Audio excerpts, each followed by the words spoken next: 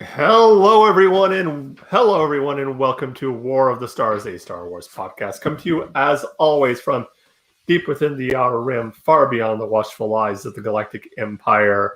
My name is John Mark Tolley, and joining me as always is the one, the only, Darth Tuba. How are you today, sir? I am doing well. Hello, everyone. Bright suns. I hope you're all having a good day. I am preparing for more flooding. Oh, Hopefully not. We had some storms here yesterday. I know further up north from where I live, in the suburbs of Chicago, they were having. I think they had a couple of some tornadoes up there, and some other stuff. But we mainly just got wind and rain here. So yeah, we don't normally do too bad when it comes to the weather. We're actually pretty fortunate here, but as I mentioned in last week's episode, we got hit pretty hard. And if you want to, anybody who wants to check out my channel, the Darth Tuba channel on YouTube, to see, we put a few things out there about it, and we're gonna have another follow up soon. But everything's back to normal now. But then of course there's more rain coming, so I kind of set up my pumps ready to go, and in case. But I think we'll be okay. We generally don't. We don't. When they say flash flood warning, it's really, we're not a low lying area. So, but always want to be prepared. Always be prepared. That's true. That's true. So, well, first of all, before we get started, again, I just want to remind everyone that War of the Stars is a part of the Red 5 family of podcasts. Go to red5network.com for more information. Remember, we are Red 5. With that out of the way, I know we said last week that we're going to do a what if, but I've been doing some thinking, and I just want to I want to tell our Star Wars story. Basically how we became fans, our kind of journey into the fandom, and what Star Wars means to us.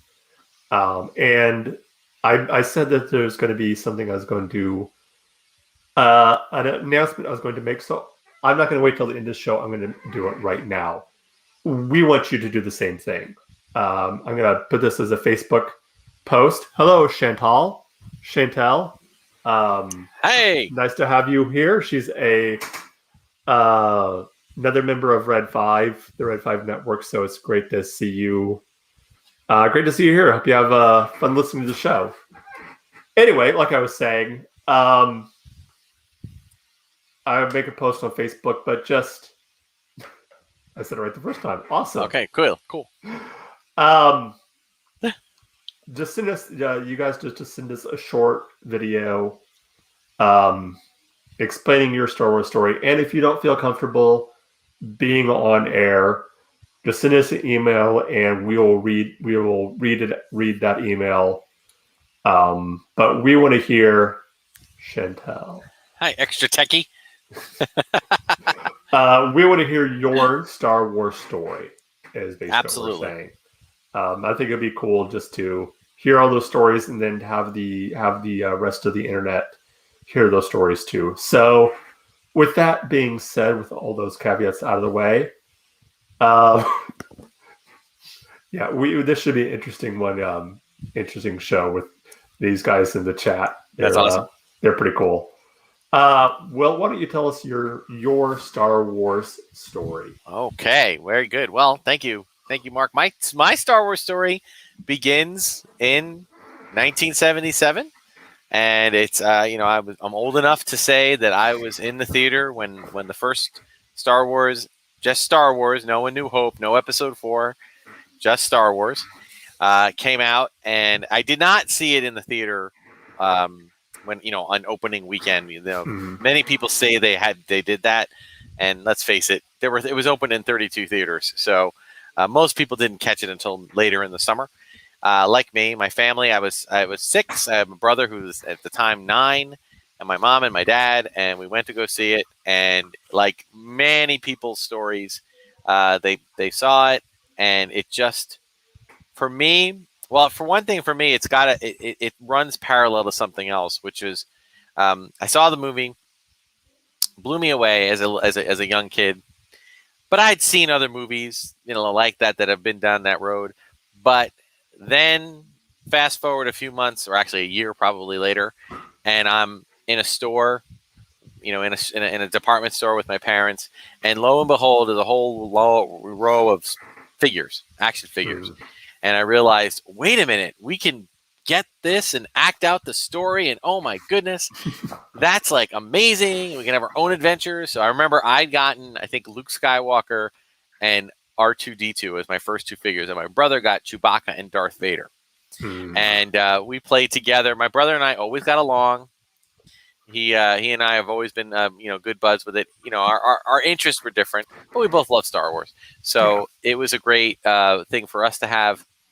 At the same time, I started taking violin lessons, and that's in my elementary school, and I started hearing a lot of stuff about violin and string instruments and orchestra, and then I was at a friend's house around the same time that I got the figures, and they had an 8-track tape, kids, 8-track tape, which is not anything like, certainly not streaming, certainly not CDs, certainly not cassette tape or album, but just this, it's a wonky kind of media device that you could plug into a tape player, and you could move from track to track, like jump random spaces throughout the track, which made it interesting, I suppose. Yeah. Clunky. I like it. So we, but it was, my friend had the soundtrack to Star Wars, and it was my first time hearing a soundtrack from a movie that I remembered greatly. Obviously, who didn't remember who forgot the theme? It was crazy. Oh yeah. And I was blown away that you could just listen to the music, and I fell in love with the music of Star Wars. And at the same time I was learning to play violin, I started putting the pieces together that the instruments that were heavily used in Star Wars soundtrack were violins and other string instruments. So I got, hey, ATSW, the Escape Pod. Hello there. So General Kenobi. So my love affair with Star Wars and my love affair with music and being a musician was kind of in tandem with each other, and it just kind of spiraled throughout my love of collecting while we're at it, and more toys came out, and it just all kind of circled, all part of it. I will say that, again, kids, young folk out there, we didn't have DVDs or VCRs or anything of that nature. When the movie came out, you could go to the movies to see it again, or you could do something like, we had the story of Star Wars, and I have the album like framed up here on the wall over here, and it was basically like a 40-minute version of the story with a narrator kind of piecing it together with dialogue, sound effects, and music from the film. Awesome. If you ever find it, the story of Star Wars, it's a great thing. And I would just, as the toys started coming out, I was collecting and acting out. My poor Death Star space station, every time it blew up, I just threw the thing in the air and it fell into a million pieces. But it was just a great childhood. It was great growing up, and it was great tying that into music, which now, for those who don't know, I'm a music educator and a professional musician too. So it all kind of grew together. And, I've, of course, then the next two movies came out, Holiday Special, Droids and Ewoks cartoons. It was all part of my childhood. And it was just something that, it was a very positive, wonderful time in my life. So I'm very nostalgic for it. Fast forward to the prequels, and by this time I'm a parent. I have a child. She was into the Star Wars movies. We all enjoyed them. We had a good time. Clone Wars came out. We were enjoying those. And then now we got the sequel trilogy and Mandalorian, and it's just never ending. It's just it's really just phenomenal. I have a full room, you can see behind me, of Star Wars collectibles that I just enjoy collecting. And musically, I've continued my journey as a musician and as a lover of all John Williams scores, not just Star Wars, but other ones. And I've been able to conduct my high school orchestra playing the original Star Wars main title, Imperial March, Yoda's theme, Princess Leia's theme, Throne Room March. We play the Throne Room March every year for graduation when the students leave. They play the Pomp and Circumstance coming in, and then they play the whole Throne Room March when they leave. And we've just I've been very blessed to be able to have a job where I can do that. And we've done marching band shows that were Star Wars. We've done cabaret numbers with Duel of the Fates, and I've been able to get Star Wars. And yes, John Williams is everything, Chantel, everything. Yes. So my love affair is all around. Is that something you need a license for? I actually purchased what's called through my school, the John Williams Signature Series, which is actually his actual arrangements of. Now you got to remember, John Williams he wrote all the music to Star Wars, but he had orchestrators that worked with him, and they released these orchestrations, the concertized stuff, and you can actually purchase them and play them. Many orchestras do. My school orchestra did. Now, the thing is that the average high school orchestra piece costs like $50, $60. If you want to get Star Wars, you're going to spend somewhere between $600 and $800. But thankfully, our budget was able to cover that, and the scores are beautiful, and it's not easy though. You could play like an easy version of Star Wars. It's a very watered down, very easy to play. But we don't do that. We try to play the real thing, and it's not easy. The kids kind of like look at it like, "Oh my God, there's Mr. McGallio. There's too many notes." Yes, overpriced. Well, Star Wars merch. I would say extra techy. I'm going to say this. That's not a Lucasfilm decision. That's a John Williams decision, because all of the other we also have Raiders March. We also have the Midway March, the March from 1941, Jurassic Park, and they're all super expensive because they know that orchestras want to play that, so it's supply and demand. So they charge a premium for that, but it doesn't matter. It's worth it. It's fantastic, and I'm so happy I get to do it. Yeah. Kids always want me to dress up, as Darth Vader or something, but I never do that. I said, no, I just want to play the music. The music stands on its own. We don't need any fancy gimmicks. It's fun. So, but that's my basic Star Wars story, and I love it. So, do you have what is your Star Wars story? Well, I think my first. I've said this before. The first movie that I remember seeing that wasn't like a cartoon or something geared specifically towards little kids was Return of the Jedi. Nice. I was probably I was born in '77, so I would have been 6 or 7, I think. If I do my math right, I'm not good at math.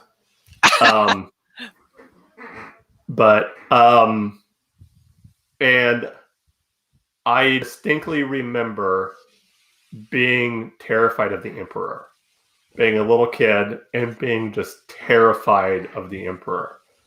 But after that, I'm of that age and that era where I really don't remember life without Star Wars. Like, it's just always been there. I remember it was always going to be on TBS. They would always play the original trilogy, usually around Thanksgiving time. So we'd always be at my aunt and uncle's house, and Star Wars would be one of the Star Wars movies would always be on. And okay, I got to stop you for one quick thing. So when Star Wars is on TBS, do you have to watch it? Even though we own it on every other form of media, DVD, tapes, streaming, do you have to watch it? Because I do. Yeah. Oh, yeah. Yeah. It's like, yeah, can't turn the channel. It's Return of the Jedi. No. Full stop went on TV. Yeah. Yes. It's like you can't. And but the best part is my wife, and we'll talk about spouses here, but my wife knows it, and she's like, and she just goes, "Oh, okay, I guess we're watching Return of the Jedi now." And it doesn't matter what part it's in either. Like if you don't realize it's on, it's like, oh, it's halfway through the movie. Oh well. Yeah, it doesn't matter. No, it's good. All right, I'm sorry to interrupt. No, it's fine. I just wanted to ask it was always just kind of there in the background for me for years. And my cousin had all the toys. He had the Return of the Jedi set. So we had the Jabba's throne room, Jabba's palace, not the throne room, but Jabba's palace set. Oh, you mean? Oh, okay. With and he also had the Ewok because he had all the trees and stuff like that. But my fandom, like where I became like, okay, where it's just like where it goes from something like, oh, this is cool, I like this, to an obsession started with the books. It was probably about 93, 94. I first got a hold of Heir to the Empire. And I was hooked.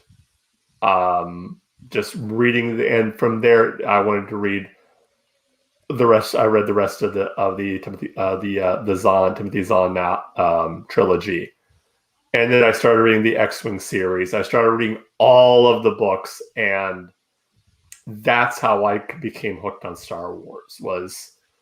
And from there, it was wanting to know more about the planets, more about the vehicles, more about everything else. It was, all the guidebooks, everything like that. And, that was kind of my...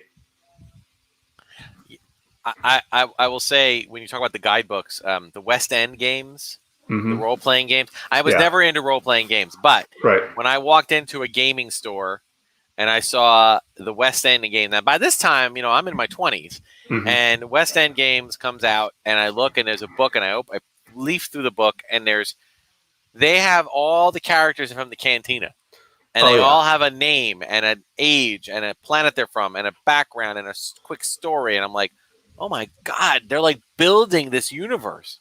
Yeah. So I didn't read all the books, but I did read the Thrawn trilogy. I did read a handful of books. I read Shadows of the Empire. I read a few kind of tentpole books, a few comic series. I read everything up through. I think I ended with the Using Vong story arc. That was the last one, and I will say, spoiler alert. Well, it's Legend, so it's not really counting. But they killed Chewie. I was done. I said nope. Yeah, nope. That was kind of my thing. And then I read a few of the New Jedi Order with Luke's nephew turning rogue, which but now, did you feel that the decision to go to legendary status was a wise move on Disney's part? I think it was. I think it was. I liked how they did it with not necessarily just saying these don't exist anymore. No, but legendary. The idea of being able to pick and choose what they want is Heir to the Empire was a great book. Right. That was it was a great sequel. I mean, even though we weren't able to get a straight sequel, until 40 years later, but it's a great sequel. It was a great book sequel. I don't know, and maybe this is an unpopular opinion, I don't know if it would have translated to a film as well. I know some people not at the time. I don't think. Yeah, I mean, you got to remember, we're talking about like early 90s. Here it is, like about a decade later. So the characters could play, the actors could play their age. So you could do it physically, but I just don't know if that storyline would have, I mean, maybe it would have, I don't know. But I don't know. I mean, anything with George Lucas, anything is possible. Right. But again, that was the first time we were dealing with characters created by George Lucas, but not really the story. I mean, that was something, a whole other thing, which is why I liked Clone Wars, because when Clone Wars came out, you did have Lucas back in the chair, not directing per se, but putting a lot of stuff in there, putting a lot of his own spin on the Force and all that other stuff. So with me, like at the time, especially, I was really into airplanes. Like I was wanting to be a pilot. Oh, wow. And so like all the tech stuff, like I could tell you there's a time when I could have told you every spec on the X-wing, like the whole history of like what type of engine it had, how fast it go, where it was built, the company that built it. Which, by the way, if you don't know, it's the T-65. The original X-wing is the T-65 Incom Space Superiority Starfighter.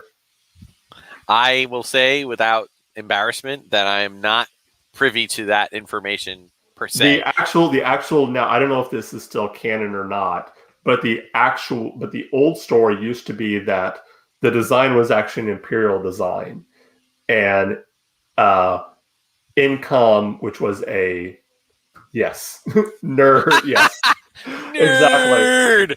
We're all nerds here. It's all good. It was a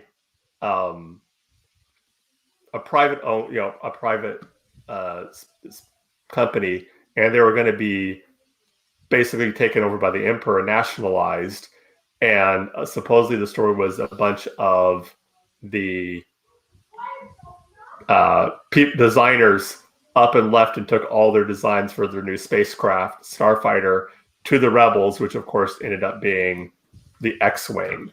Yeah, I don't know if that. I don't think that story has been. They really haven't talked much about the origin of the X-wing. They did talk a little bit about the origin of the Y-wing, in Clone Wars, but not that. Like, well, Lucas, I mean, you kind of see. Press Play Streaming was just saying. I like what he said here, that Lucas gave his approval on Heir to the Empire because he liked the outline so much. So, have you seen the video of? It was just a little skit. I think. Extra techie. No shields. Cut the budget. Who needs shields? It's cheaper to train a new pilot. Exactly. Where it's, I think it's Seth Green is in it, and someone mentions they're like a table talk with George Lucas, and someone mentions Mara Jade, and he goes, "Get out right now!" No, that was funny. Yeah. Well, one of my favorite stories, one of my favorites that I loved in reading the expanded universe was the short stories, like the Tales Tales from the Mos Eisley Cantina, Tales of the Bounty Hunters, Tales from Jabba's Palace, which just basically told a one-off short story with certain characters and what their thing is. A new thing that's come out now that I've been reading, A Certain Point of View. They have the Star Wars A New Hope, A Certain Point of View, where basically they go through the story beginning to end, but they talk about other different characters and what they review, their point of view. Like I'm on Empire Strikes Back, certain point of view right now, and I just got. I don't want to give stuff away too much. And again, I don't really think this falls under canon. I think it's more kind of more theoretical. But there's a story, I forget the name of it, but it's basically Admiral Ozzel and everything going through his mind as Vader's choking him to death. Oh, like all of like the decisions he made, what led to this, and it's sad, but it's also kind of amusing. So this stuff like that, and it's just very fascinating. But anyway, back to the Legendary. My absolute favorite was a story called "We Don't Do Weddings: The Band's Tale," and it was basically a story of Figrin Dan and the modal nodes, and that's where the name came from, was this book, I think. And it was basically how the Cantina Band, used to work for Jabba, got a wedding gig for this kind of rival gangster of Jabba, so she was getting married. They go to the wedding. One of the members of the band is a compulsive gambler. He gambles away all their money. The stormtroopers come in because the Jabba's henchmen call them in. It was a whole big thing. They end up like escaping and hiding out in the cantina, and the bartender, he gets them a job playing there, and that's why they're there. And it's just a great story. It's not really Star Wars like with Jedi or the Sith or none of that. It's just talking about these band guys, and as a musician, I get that. Like with all the stuff going on in the world, here we are, the musicians. We just keep playing. Play your horn, do your thing, and that's what they were doing, but in the Star Wars realm, and it's pretty fun. So if you ever get a chance, have you seen the? I think it's Family Guy, where they have the scene. They have this little scene with the cantina where they're taking requests, and they're like, Like, play no, the you same request. song. Oh, play the Same song. Here we go. All right. I know. It's awesome. Yes. However, I will say that if you get back to the soundtrack, if those of you if you've collected some of the soundtracks over the years, there is a second Cantina Band song, and you hear it when they first meet Han Solo. It kind of swings back. It's a very cool swing tune. Yeah. And if you guess, it's just called Cantina Band Number 2. And you can find it if you do Cantina Band Number 2. You probably find it in YouTube. It's great, and it's so much fun. And I actually like it better. Now, I love Cantina Band, the first one, but that's one kind of overdone. That's the other one is a great. It just goes all over the place. Same instrumentation, and it's fantastic. So again, from a music standpoint, there is so much there that. And the other thing that's kind of cool is that I was so with John Williams, approaching his 90s, I was so happy he wrote all the music for the 9 saga films, because it's like his 9 symphonies.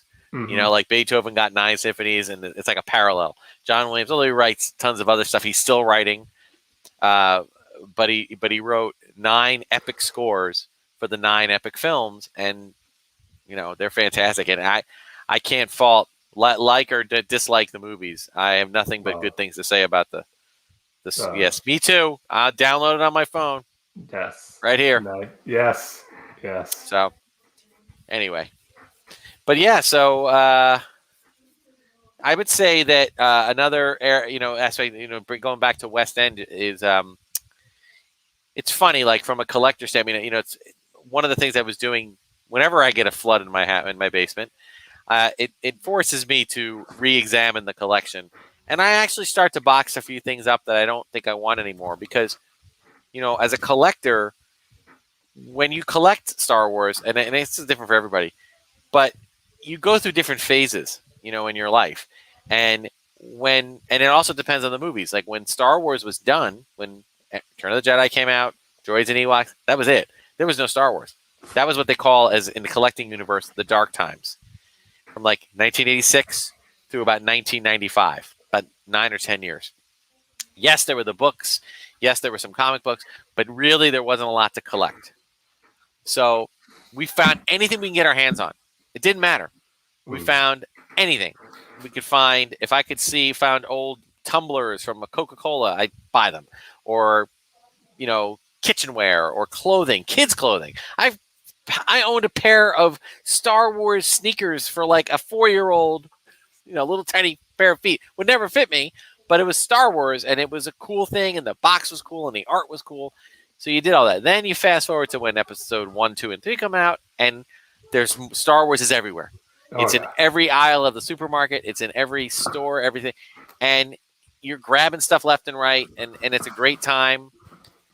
Used and abused pod. I just bought the 1997 special edition trilogy CDs off eBay. Had them originally, but things happened, and now I'm getting them back. Yay! Awesome. Yes, that's the one. That's the one where you can get that Cantina Band number 2. It's like a 4th disc, or it's another set. It's awesome. It's awesome.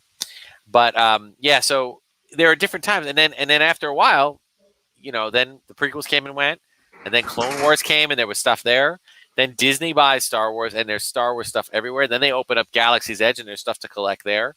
And not to mention every company under the sun, not just Hasbro / Kenner, but Sideshow, Gentle Giant, Kotobukiya. I mean, all these amazing artisan collecting places that, and eventually you just kind of go, wow, you have to pick and choose, and it's crazy. And then you run out of room.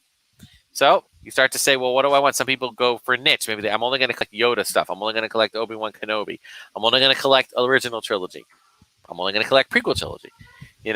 For me, I've kind of started to pull back and examine things like, Hasbro. I like collecting Hasbro because it's not as expensive. I collect some sideshow stuff. But again, that's expensive, so I got to pick and choose. But it's been, every few, and when the Force Awakens came out, remember Force Friday? That was, those are great times for collectors, just to have it be everywhere. You can't turn on the TV without seeing it somewhere. It's you know, and did you ever go to a Midnight Madness? Did you ever go to like a midnight toy event? No. It's an experience, I can tell you. It's different than going to see the movie. It's just fun. You know, there's usually a group of people there, like-minded individuals, and you go in and you know, it's different now that Toys R Us is closed. But home decor and Legos, yes. Hey, message me. I'm getting ready to sell off a bunch of my Star Wars Legos. You know, I'm making room for other things. So if you're interested, I got stuff from going way back to more recent. They're loose, but I'm I'm trying to thin out the collection a little bit. But yeah, the Force Fridays that came out, and Triple Force Friday, and Mando Mondays, and all the things that they do are I mean, I know they're just ways for companies to shell out their stuff, but very good, Chantel. Star Wars lives in Macy's. Yeah, right. I mean, Macy's. And then, and I think back about like JCPenney and Sears and all the exclusives. I mean, I will say this, collecting has become a little more of a chore than it used to be. It was fun to just walk into a store and see what they had. And now you got to go. Like, I just got an email before we went live that Hasbro is releasing a whole bunch of stuff tomorrow, beginning at 1 p.m. online. So we have to go online and get ready and hope that you can get there in time to put the stuff in the cart, and then it's pre-ordered for like months from now. And then my wife wonders why there's 15 boxes sitting out on the porch. And I said, because I ordered this, like I ordered them 15 different times and they all came in one day. So anyway. Nice. But collecting is part of my, the Nerf Mando rifle. Yay. Yes. Pre-ordered the Nerf Mando rifle. And Darksaber Elite FX. Nice. And guys, if you want, and I don't know, another, like, to me, another moment, every Star Wars fan, whether it's original, prequel, sequel, Clone Wars, I don't care. Every Star Wars fan should make a pilgrimage to Galaxy's Edge, whether it's California or Florida. They should make it. They should make a pilgrimage and just get up early, go in the morning, do the boarding group for Rise of the Resistance, but just enjoy hanging out there because you are living in Star Wars. It's not. They have never heard of. This is the thing. Galaxy's Edge. They've never heard of Star Wars. Galaxy's Edge. You're in the world. Yeah. And every cast member, they're like looking at you like when you say what's a bathroom, they're like, bathroom? We have a refresher. It's over here, and that's why I always in the chat on this podcast, I always say bright suns. That's their greeting. And either rising moons or Tilda Spires is their exit, is their way of saying goodbye. And it's just a great place to be. The sounds are there. You talk about X-Wing, walking right up to a life-size X-Wing, A-Wing, the Falcon, and it's just, and you can go around and hack things. I know, I cried too, Chantel. I was like, I couldn't believe it. I mean, I was just standing there thinking back to my 6-year-old self seeing Star Wars and watching that Falcon fly around and then being able to walk in there and see it. And I know. I mean, people, if you haven't done it, YouTube doesn't do justice. TV specials don't do it justice. Pictures on the internet, go. It is expensive, yes, but do it. Save the money, save your pennies, and do it. Because and now people are really into it, like fans. Meetup, yes, to Orlando. We'll have a meetup. Yeah, that's a bit closer to you, Chantal, than it is to us. I will definitely, if we keep going with this podcast and we get a following, I will definitely say let's do a meetup. But maybe when there's a Star Wars celebration in Orlando, that's a good time to do it. But we the food, everything is just otherworldly. And now they have this hotel coming out, and it's just, I don't know, like it's awesome. It's just awesome. So yeah, I mean, definitely. I mean, for me, Star Wars is always an escape. When things in real life got bad, or things were, I was your typical nerd. in school. Ostracized, the whole typical thing you think of when you think of the nerd. That was me. So Star Wars was always my escape and my way to, kind of escape into a fantasy world. And when things were bad, there was always Star Wars. Yep. That's the way it was for me. And, I remember there's two things that I remember distinctly with Star Wars. One was when they did the re-release of the original trilogy in theaters. Was that like 97, 96, 97, around that time? And especially for me, like, I was barely old enough to remember Return of the Jedi in theaters. So I never saw A New Hope. I never saw Empire. So to see those in theaters for me for the first time was just like mind blowing. It's just like, because I'd always seen it in small screen, and now you're seeing it big screen, just being like. I want to say this, that the people who marketed that should be going down in history as marketing geniuses that everyone should learn from, because they were able to think about this. They took a 20-year-old movie and made it the #1 movie. Yeah. I mean, now, granted, when they released it was, in the middle of the winter, which is not a popular movie time, but it didn't matter. But do you remember that first preview, the trailer, with where you saw it on the TV screen?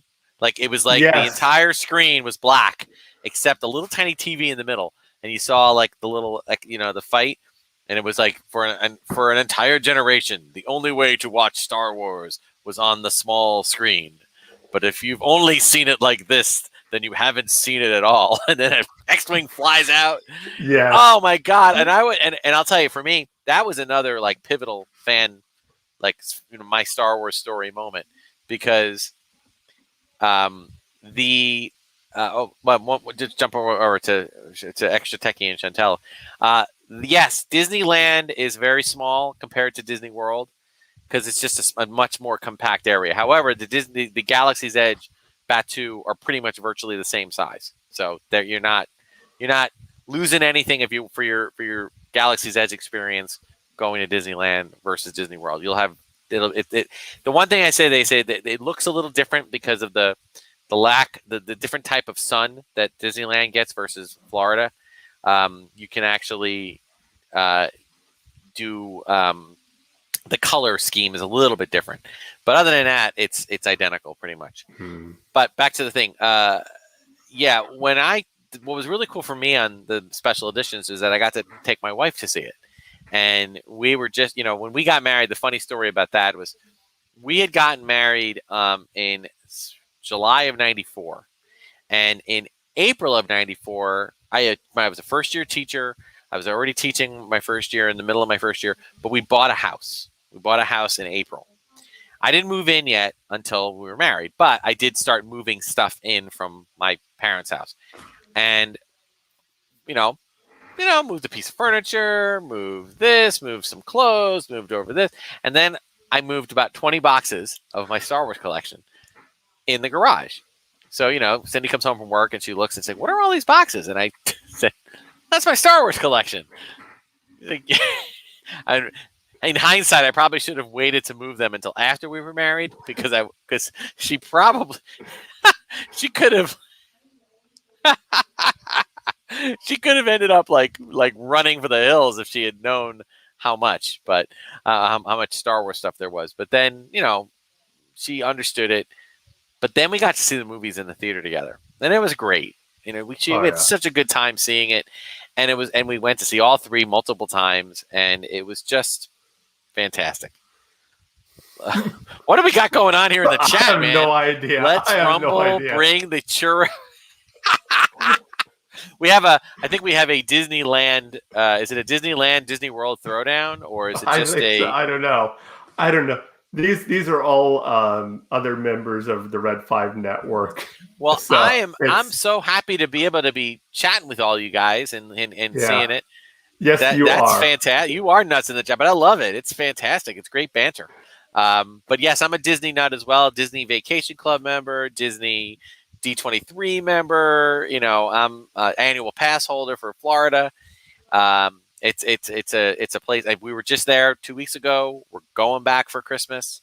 We're gonna back probably for the spring break, and we'll go back. And I spend a lot of my summer there, so it helps to have a daughter who actually works in. She doesn't work for Disney. She works for a third-party company that works with Disney as an artist. All the artists that they have in the parks that do caricature arts and other type of art gifts, she's one of those artists. So, she works a lot down there. So we love it. It gives us more reason to go down. So, whoa, Disneyland in Paris! Wow. Ooh.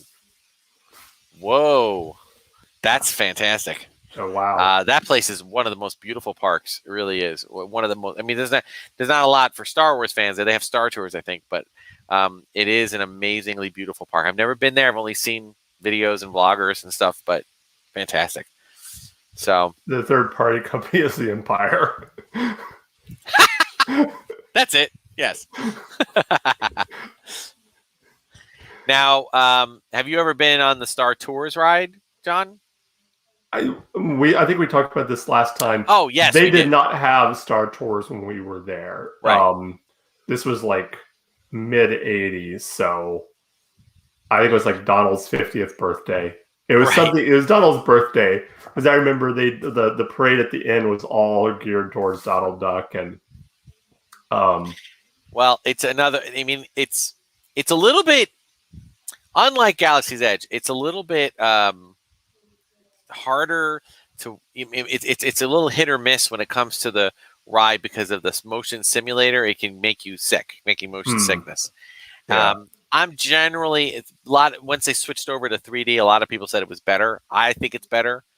But my wife had gone on it a few times, and after the second or third go around, and it over the course of a day, she didn't feel so good on the third one. So but yeah, I love Star Tours. That's another great one. And again, I mentioned this on the Disney. Go back to the Star Wars Disney podcast to get more information on this. But I said Disney held the mantra. They held the torch that was Star Wars when no one else would. And or no one else did, and no one else would, and it was fantastic. And then now it's a little bit outdated, but it's still a lot of fun, and it's still But there's another element to part of the Star Wars story. Mm-hmm. Mm-hmm. Well, I remember one of my other favorite memories is when the prequel trilogy came out, and seeing that first trailer, seeing the fog, and then you see the Gungans walking through the fog the first time, and that line of every generation has its saga, and then hearing that John Williams score for the dun, dun, dun, dun. Yep. Oh, it was just I gotta tell you that. Yeah, and remember you had to download it. There wasn't streaming. No. Well, either that or you had to go to the theater. Right. Because I remember. What was a movie? What was it? Was it Meet Joe Black or Mighty Joe Young? Mighty Joe Young. Something like that. But I remember a lot of people bought tickets just to see the trailer and then left because they didn't care about the movie. They just wanted to see that trailer for episode 1. And I remember there was a rumor that I think the movie Volcano with Tommy Lee Jones was going to have the trailer. Yeah. And we went and we waited and it didn't happen. And we were so mad. Oh. But Volcano was pretty good. But yes, the prequels, the hype was real, man. The hype for those prequels was unbelievable. I remember this was one of the coolest things that had ever happened to me at that point. Episode 1 was debuting, and I was working at a grocery store at the time, and it was right across the street from the movie theater. And I was working it was overnight, and I gotten off work, and I went directly over there, and they had a radio station that was there, and they were giving away free tickets, and they had like one free ticket left. And so they had a bunch of people there, and they said, "Okay, do your best Yoda impersonation." And so I don't remember what I said, but everyone did theirs, and of course it came to me as like, tickets you will give me now. And of course they were like, oh. So I got in free to see it the first opening day. Yay! But I remember waiting in line to see like episode 2 and episode 3. And that's one thing I've said this before that I missed about the sequel the sequel trilogy that you didn't necessarily see in the sequel trilogy that you did in the prequel trilogy was all the fans waiting in line for hours to get into the movie, and just everyone talking, and it didn't matter. You had people from all walks of life. You had your typical nerd, you had your jocks that were there, you had every race, color, creed, religion, political background. It didn't matter. We all were there to see Star Wars. When that came out, I was teaching at the job I'm now at the high school, and I remember one of my students, when they were doing the press junkets in New York. One of my students, his father was, I think, a cameraman for like one of the news agencies, newsrooms in New York. And so the dad brought the son in. He was like a sophomore, or junior in high school, and he was a runner. He got used as a runner, so he would bring coffee or water or whatever to the actors. So then he would take pictures with them. So he comes in like a week after the movie, this whole thing happens, and he shows me, this is the presser. So it was like the day the movie comes out. He comes in with his little Kodak envelope of pictures, and he's like, "Yeah, Mr. Mian, I thought you might find these interesting." And open it up, and there he is with George Lucas. There, my student is with Rick McCallum. There he is with Anthony Daniels. There, I'm like, oh my God, are you kidding me? I mean, with Samuel L. Jackson, Natalie Portman, Liam Neeson. I'm like, get out of here, and I'm like, but it was cute, and it was nice for me because I could share that experience with my students. They knew I was a huge fan, so they liked that. In fact, I ended up, I live in the town or near the town that I teach, or at least the movie theaters that are in our towns. I live next door to the town I teach in, but the movie theater in my town was the movie theater everybody went to. So I showed up, and there were like a whole line of like 40 kids. So they're cheering and when I'm walking in, like as if I was one of the people in the movie. I was embarrassed. I'm like, guys, calm down. It's okay. This is me. It's just me, but kids get weird when they see their teachers outside of school, but it was just a fun experience. And even though I will say that even the sequel trilogy, while I didn't have that same chit chat experience, like you said, outside, when we were in the theater, it was packed with Star Wars fans, and it was fun. Oh yeah. It was that great. Was one of the most fun. I went to that. I remember the second time there was ironically, there was a Star Trek fan club group that was there too. And one of them was dressed like a Klingon and had his batleth. So I had a duel with someone had a duel with a batleth and Maul's double wielded lightsaber, which was my God, hilarious thing. I remember one fun memory for me. I want to just made me think of it was that with the sequel trilogy, which is obviously more recent. But our daughter, she was a child. She was like, her first live action movie was episode 1. So, and she was 3. So now here she is. She's in college, and she went to.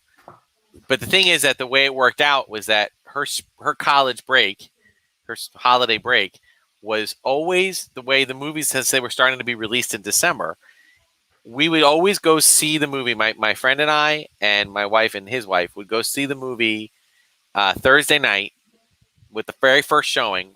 And I'm going to be honest with you, I am not a fan of midnight showings. Because I'm tired. I've usually worked the whole day. I oftentimes have to work the next day. And let's think about it. When a movie starts at midnight, it doesn't really start until 12:20 because of the previews. And then if it's a 2.5 hour movie, then it doesn't really end until like 2:40, almost 3 a.m. Yeah. And I had to drive sometimes up to 20, 30 minutes to get home. So 3:30 a.m. I'm going home, and I have to get up at 5 to go to work. So an hour and a half of sleep. I don't care how good the movie is, But then excuses. Yeah, I know. But I did like having, then they started. I think what happened was, sadly, sad to say, that whole gunning down situation with someone shooting up a theater with Dark Knight. A lot of theaters stopped doing midnight shows, and they switched them out for like 6 p.m., 7 p.m., 9 p.m. So the first show in one of our theaters was always 7 p.m. So Thursday night in December, whatever, the 18th, 19th, whatever it is, my wife and I and my friend and his wife would go see the movie. So we had it, and then we'd get home at a reasonable hour. Next day, I drive to my daughter's college in Baltimore, pick her up, take her back, and then we'd go again and see the movie a second time, either Friday night or Saturday afternoon. And it was hysterical taking my daughter to see the movie, especially Force Awakens. We knew what was going to happen to Han Solo. We also knew, just hearing my daughter she could never play poker because she wears her emotions on her sleeve for everyone to see. Yeah. So she had a whole bunch of her friends with us, and we were with us, and it was like we took up the whole back row of the theater, and we're watching. And when they say about how Kylo Ren's father, Han Solo, she was just like, "Wait, what now?" And there was nobody in the theater talking when all I heard was my daughter. "Wait, what now?" And then at the end, when it was when he goes out on the ledge, on the walkway, the catwalk, she's like, "Oh no, this ain't good. This ain't good." And I just thought that was so fun. We had a great time, and we did that. We repeated it every year for every other movie that came out during her 4 years of college. That is one thing. I mean, I think a lot of it for me has to do with, for one thing, movies have gotten more expensive over the years. Even from, when the prequels came out to now. And, is like, I think I probably saw the episode 1 probably about 10 times in theaters. It was just, you go and you go and you go and you go and you go. And the same thing with, episode 2 and episode 3. It was just, you just went until you memorized the movie practically. Yeah, it's true. Oh, I mean, it and well, I will say that some theaters kind of capitalized on that in a very smart way recently in the recent films by giving you, like, for say $40 for a reasonable price, you could go in and see that movie, Star Wars, whichever one it is, for as many times as you want between for like 2 weeks. Yeah. Which I thought was smart. I think that was definitely a great way to encourage, people to do that. Chantel says, it's so nice that when you share those experiences with your children. Amen. That's it is. That. Yeah. I was so fortunate. And now, one of the things my daughter has done, and if you can go if you want, we'll go to my YouTube Darth Tuba channel. You can see a lot of artwork, and you can go to a TeePublic store where she has done all this great artwork that looks like the vintage carded art, but more cartoon style.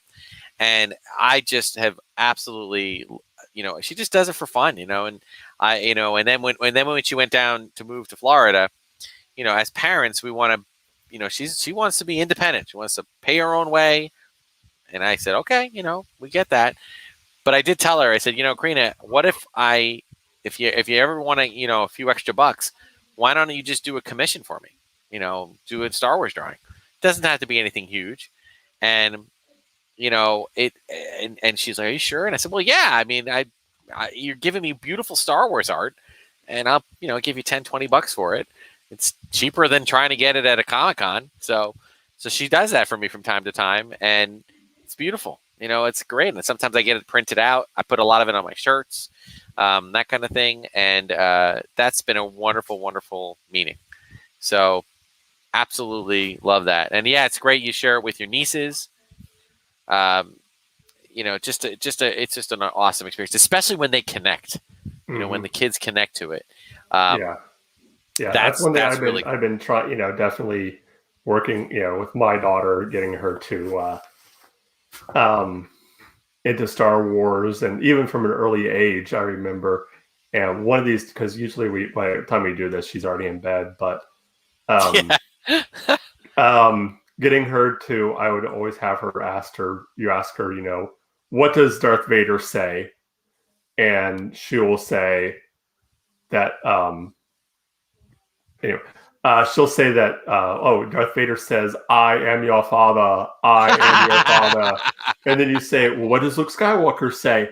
That's not true. That's impossible. Oh, you're good. I mean, yeah, that's fantastic. That's Which that is, kind of stuff. It's going to be, it's because she already knows. That's the one thing I'm regretting having told her that, is because she already knows, like, oh, Darth Vader's Luke's dad. It's like, I'm going to miss that when she finds out, when we finally get to watch the. But that's like a long debated topic, right? Of what order do you watch the movies in now? And they I remember on Big Bang Theory they called it machete order or something. Machete order, yeah, which is, for me, it's 4, 5, 6. No, 4, 5. So New Hope, Empire, then 1, 2, 3, then 6. Right. Because you get the flash, because you use 1, 2, 3 as like a flashback. Right. Once you get the reveal of Darth Vader being. Yeah, that's that's my big thing with my extra techie said she's only 4, so not quite. Always been my big thing is, how old do I because she's something still a little scare her a little bit, and she still gets a little Yeah, Chantel, I enjoy now. I'll watch it in timeline order. I just think when it comes to when you introduce it to someone, I mean, not to mention, I mean, it's so hard to imagine. But I mean, anybody, you said 4 years old. I mean, kids are going to be born every day, moving on. So you can introduce this to new people. And we recommend for the first viewing to watch it, episode 4, episode 5, get that shocker in there before they hear about it in pop culture, because it's everywhere. I am your father. It's going to be everywhere. Then 1, 2, 3, then go back to 6, and then 7, 8, 9. That works. Yeah. But I mean, to me, it really doesn't. I mean, it's Star Wars. Star Wars is Star Wars. I was shocked. You said you showed episode 4 when your daughter was 3.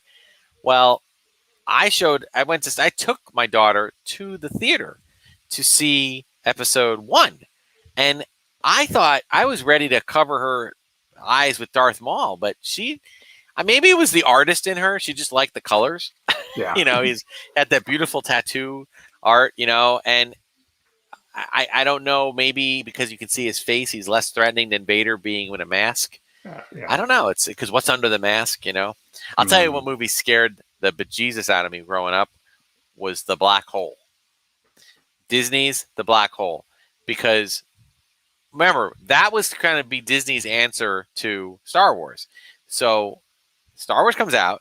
It's amazing. And then all these other Star Wars, knockoffs are like, coming out. And, it's Disney. And we were a Disney family. We grew up on the Disney, even the live action. So we were like, oh, this is this is it's going to be great. It's going to be like Star Wars, but it's going to be a Disney version of it. It's going to be fun, and then we go to see it. And this isn't like the Marvel Disney or the new Star Wars movies Disney or the Pirates of the Caribbean Disney or any of that. No. All the stuff Disney came out with in the 70s that was not a cartoon was very family friendly, silly. Don Knotts and Tim Conway, Apple Dumpling Gang, the Kurt Russell, the computer wore tennis shoes. I mean, very Shaggy Dog, very silly, goofy stuff. Yeah. Nothing scary at all. Then you go to see The Black Hole. And that movie, first of all, I mean, it was from beginning to end, it was just, it left you like on the edge of your seat in like nervousness. And there was a lot of graphic, love bug. Yeah, I mean, that's what Disney was at that point. So to have that was crazy different. And I remember loving the robots, or at least the little one. I can't remember his name now. I actually have they came out with a action figure size of Maximilian, which is the big robot, and the small two robots. God, I can't think of who they are. But and I actually put them in the Star Wars collection to see if anybody notices. Yeah. So, but beyond that, it was a scary movie. It was and it ended really strange. It was very. Have you ever seen it? It's very. I have not. No. Watch it if you get a chance on Disney. To. It's. I mean, it's unique for the time. It got great casts. I mean, the whole cast was amazing. But it was just weird. And imagine seeing it as a 3, 4, 5-year-old. It was scary stuff. Yep, there it is. And yes. Another beautiful score, but just very slow. Like, it was like the Star Trek: The Motion Picture. It was just a very slow moving movie. You never heard of Black Hole, Chantal? Okay, yeah, the Black Hole. It's and don't get me wrong, it's not. I wouldn't say it's like, epic storytelling. It was Disney trying something that didn't quite work.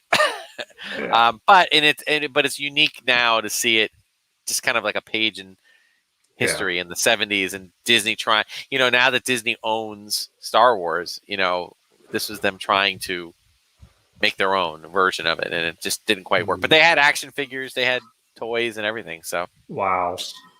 Well, we're gonna wrap things up here for this episode. So, Will, why don't you tell the fine folks out there where they can find you? Oh, very well. Yes, as I mentioned, when I'm not doing this podcast, which I love doing, I also do a pre-recorded set of videos on YouTube called Darth Tuba Star Wars Unboxing Show. It's essentially just a fun romp looking through my collection of items that come in the mail, some things that I've had that I've unboxed. Maybe it's, trips to Galaxy's Edge when we do travel to Galaxy's Edge, and a bunch of other things like Star Wars related. And you can just type in Darth Tuba and it should come up. And you can reach me at darthtuba77@gmail.com, or check me out on Twitter and Instagram at Darth Tuba, or Darth Tuba Star Wars Unboxing page on Facebook. Awesome. Of course, with us, if you want to get a hold of us, the best way to do it is through our email right there, or thestars1@gmail.com. Again, send in your videos and your stories, email stories to us of your Star Wars story.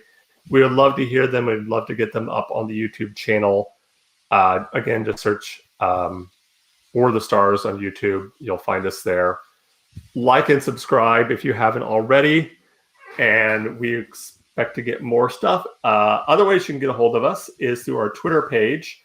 Our Twitter account is at War of the Stars 1. We have a lot of fun there.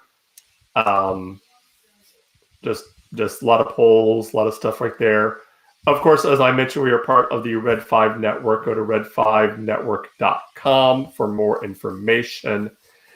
And if you want to support the show, you can do that a couple ways. First of all, you can support us through Patreon, patreon.com/War of the Stars, or you can buy this cool merch right here. We have t-shirts, sweaters, you name it, we have it. Just go to it right there, spreadshirt.com/shop/War of the Stars, and get all the cool War of the Stars merch. That's about it for us this week. Join us next week, where we'll be back here on the same time, almost the same bat time, but different universe. Another universe. So love it. Until next time, remember, this isn't just my Star Wars. This isn't just your Star Wars. This is our Star Wars. Yes, #Red5 family. Until next time, may the Force be with you. Till the spires, guys.